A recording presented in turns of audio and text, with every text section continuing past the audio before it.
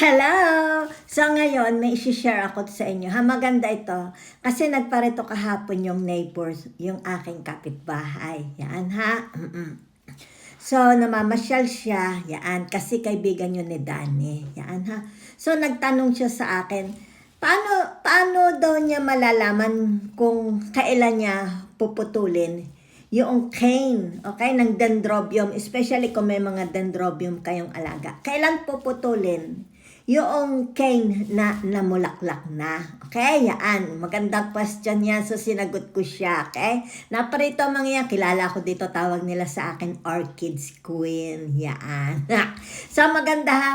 Ito, kita ninyo ito ha. Pagkatapos nilang mamulaklak, 'di ba? Habang kulay green pa sila, huwag mong puputulin. Yan ha. Kasi pagka merong lumabas na bagong shoots, 'di ba?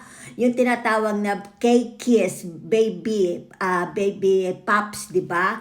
Ibig sabihin nito, yung the mother, 'di ba? Pinoprovide niya lahat, binobomba niya ng tinatawag na energy, yung kanyang mga supling. Yan ha. So, kita ninyo, mabilis lumaki yung supling niya. Ito yung supling niya ha. Yan, kita ninyo, from the last time, ang liit-liit niya, ganyan lang siya kalaki. Ngayon, kita ninyo, ang bilis. Yan ha. So, long na kulay berde pa, the mother is, di ba? Yan. Na where is the mother? Yan, ito yung the mother, kulay green. Ibig sabihin nito, patuloy niyang tinatawag, binibigyan ng energy. Yan ha, yung kanyang mga supling.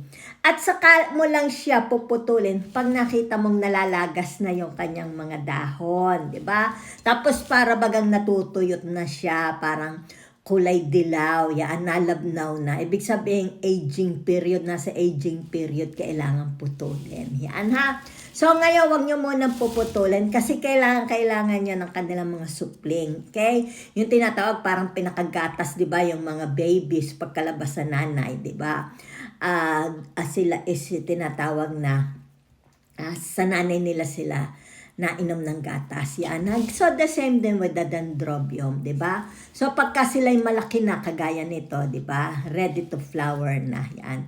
So, hanggat nasibol yung dahon, ibig sabihin, nasa formation pa sila ng paglaki. Hindi pa sila ready, hindi pa sila tinatawag adult, di ba? So, saka lang sila magpo-produce ng flowers once tumigil na sa pagdadahon, pinakahuling dahon. So, as long na may lumalabas na bagong dahon, kagaya niyang bagong dahon, di ba? Kasi makikita mo naman nakatiklop, di ba? Saka pa siya bubukas, di ba? So, ibig sabihin niya patuloy yan, ha?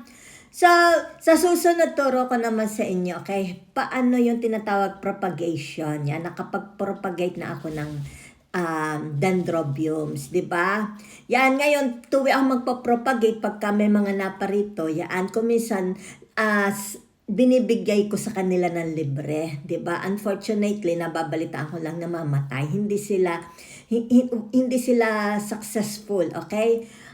Magpalaki ng dendrobium, okay? Kumbaga dito ilang linggo, months bago ako makapag-propagate from the cuttings. Yan ha, kasi yung pinakananay, yan, ang ginagawa ko, pinuputol ko. Yan ha.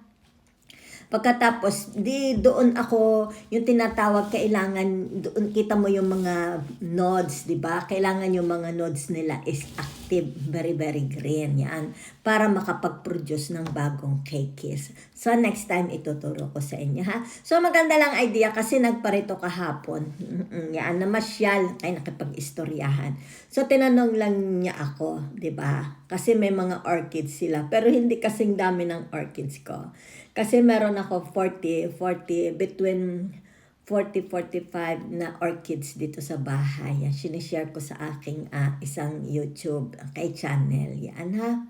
So, next time naman, kung gusto naman ninyo yung tinatawag, meron bang secret para makapagpabulaklak ng flowers? Yan. So, isi-share ko sa inyo, meron mga fertilizer booster kung tawagin. Yan ha.